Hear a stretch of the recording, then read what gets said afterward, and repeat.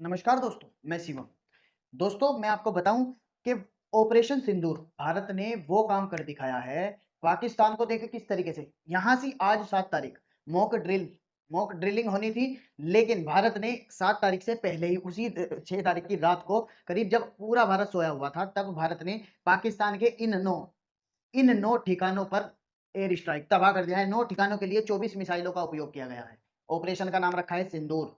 वहां पर जब पहलगाम अटैक हुआ था, तब एक आतंकी ने कहा था, जब उसके पति को बेरहमी से मार दिया गया, तो उसने कहा कि मुझे भी मार दो। लेकिन उस आतंकी ने उसे कहा कि तुम्हें नहीं मारेंगे, तुम जाकर मोदी को बताना।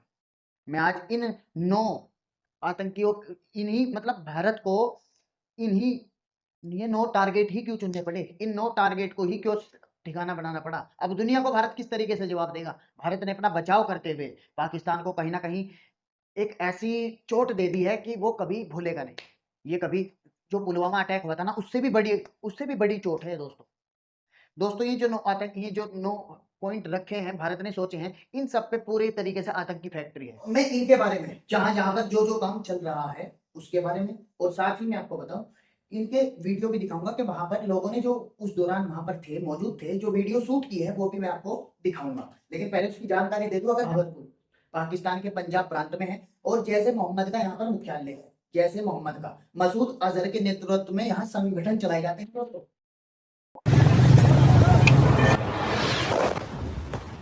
ये देखिए धमाके की तस्वीर, लोगों के सामने धमाका हुआ। एक तस्वीर देखिए, लोग वहां खड़े थे, उसके पहले धमाका हो चुका था, और फिर एक और वीडियो आता है जिसमें धमाका होता हुआ साफ साफ नजर आ रहा है।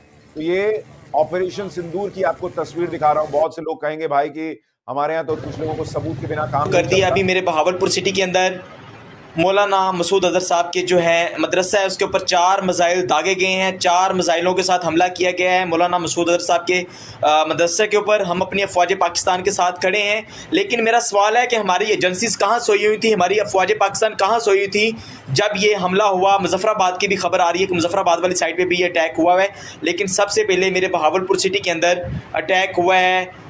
ब्लास्टिंग मिसाइल के साथ उन्होंने हमला किया है मौलाना मसूद अजहर साहब के मदरसे के ऊपर। 4 मिसाइल मारे गए हैं। अभी ये कहना कबल वक्त है कि गोया कितनी सच्चाई है इस खबर के अंदर, किस साइड से ये मिसाइल आए हैं, ये अभी कंफर्म होना बाकी है। लेकिन ये कंफर्म न्यूज़ है कि उनके मदरसे के ऊपर 4 संगठन 2001 में संसद हमला और 2019 में पुलवामा हमले में यहाँ से ये शामिल था। जैसे मोहम्मद यहाँ मुख्यालय चलाता है, यहाँ पर ट्रेनिंग देता है, नए नए लड़कों को आतंक सिखाता है। बात करेंगे मुरीद के की, ये भी पाकिस्तान के पंजाब प्रांत में ही पड़ता है दोस्तों, मुरीद के। ओके सर, आओ सारे थां जो है।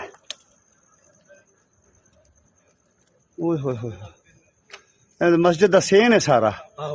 सारी मस्जिद उड़ गई है, सारी मस्जिद तबाह हो गई। हेलो हेलो, ओ बेटा बाद दे विच करना यार, अपना बाद च करना जी भाई ना, बहुत ज्यादा होया जगह। हाँ जी, ओ यार सबर मैं भाई करना तेन बाद च। भाई कोई है उत्ते? क्योंकि मैं बताऊंगा, यहाँ से लक्सर तैयबा का मुख्य बेस ट्रेनिंग सेंटर है। यहाँ पर मुरीद के में लक्सर तैयबा का मुख्य बेस ट्रेनिंग सेंटर है, और यहाँ 2008 के मुंबई हमले के आतंकियों को प्रशिक्षण यहीं से देके भेजा था उन्होंने। अब बात करते हैं गुलपुर की।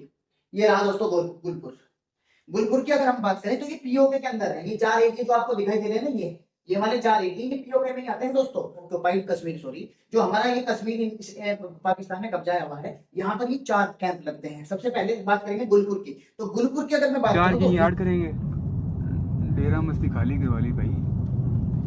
हाँ देखना वाम कैसे आ रही है वहां से। अभी वीडियो क्या, हिजबुल मुजाहिदीन का एक सक्रिय ठिकाना है। ये भी एक वह है जहां से भारत में घुसपैठियों को की साजिश रची जा। ये गुलपुर एक ऐसी जगह है जो यहाँ से इन लोगों को ट्रेन किया जाता है कि आप भारत में कैसे जाएंगे इस चीज के लिए। अब इसके बाद में बात करें भीमबर की। ये रहा दोस्तों भीमबर, ये भीमबर ही है। और भीमबर की अगर मैं बात करूं, यानी उस वक्त वहां पर लोग मौजूद थे, और उसी दौरान आप देखिए एम्बुलेंसेज भी नजर आ रही हैं धमाकों से पाकिस्तान घूम के।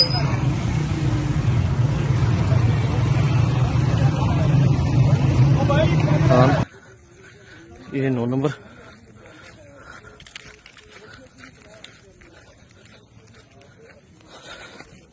ये मस्जिद तैयबा मरकज उमरकरा के अंदर ये नुकसान है।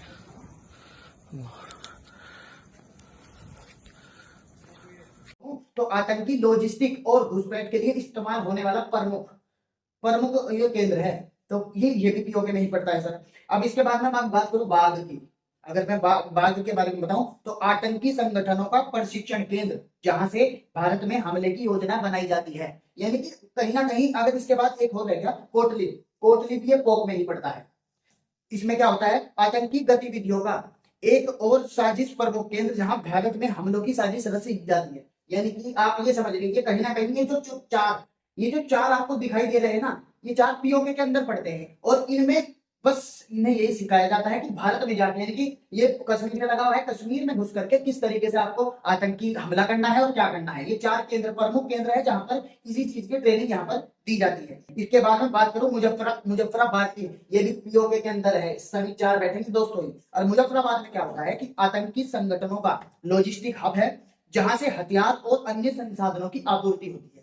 यानी कि ये जो पीओके में है मुजफ्फराबाद पूरा लॉजिस्टिक हब है। अब पीओके वाले इसीलिए तो परेशान है, ये इन लोगों का विरोध कर नहीं सकते। और ये लोग यहाँ लॉजिस्टिक हब है, यहाँ से हथियारों की सप्लाई इन चारों केंद्रों पे, यानी कि जो भारत से हथियार, क्योंकि भारत के अंदर भी कुछ लोग हैं दोस्तों ऐसे, भारत से जो हथियार जाएंगे वो मुजफ्फराबाद जाएंगे, मुजफ्फराबाद से फिर सारी जगह घूम जाएंगे। अब इसके बाद आता है चक आमूर, ये पाकिस्तान के अंदर है दोस्तों। चक आमूर, ये रहा चक आमूर। ये चक आमूर का क्या काम है, आतंकी संगठनों का एक ठिकाना है जियो। कहीं से अगर कोई कांड हो गया तो सबसे पहले वो चक आमूर में पहुंचता है। इसके बाद जहां से भारत में हमले की योजना बनाई जाती है, ये भी एक चक आमूर के अंदर ही ये होता है। इसके बाद आ जाता है दोस्तों सियालकोट। ये रहा सियालकोट, थोड़ा पाकिस्तान में अंदर से, यहाँ से आतंकी गतिविधियों का केंद्र है। यानी कि सियालकोट इन सभी केंद्रों का मुख्य केंद्र है, सियालकोट, जहां पर भारत में घुसपैठ की साजिश रची जाती है। तो इन सभी के बारे में मैंने आपको बता दिया। और कहीं ना कहीं पहलगाम के जो आतंकी है ना दोस्तों, वो पहलगाम में जो आतंकी हमला हुआ है, तो दोस्तों उनके लिए मैं 2 मिनट का, मुझे आज बहुत खुशी हुई उन 27 लोगों के लिए। यहाँ पे 40 से 50 की संख्या भी बताई जा रही है, लेकिन ज्यादा ही होगी। उन लोगों के लिए बहुत ज्यादा मुझे आज खुशी हुई है। बहुत अच्छा काम किया है मोदी जी ने, बहुत अच्छा काम किया है भारत ने। हमारी इंडियन आर्मी, इंडियन नेवी के लिए, एयरफोर्स के लिए एक बार जय हिंद वंदे मातरम जरूर लिखिएगा। और पर जहां पर जो भी काम हुए हैं, मैंने तुम्हें वीडियो भी दिखाई है, ये वीडियो रियलिस्टिक है। पूरी वीडियो खोल करके इसलिए नहीं, क्योंकि यूट्यूब की पॉलिसी को भी ध्यान में रखना पड़ता है दोस्तों। इस वीडियो को बनाने में बहुत मेहनत लगी है, इसलिए प्लीज एक लाइक आपका जरूर चाहूंगा।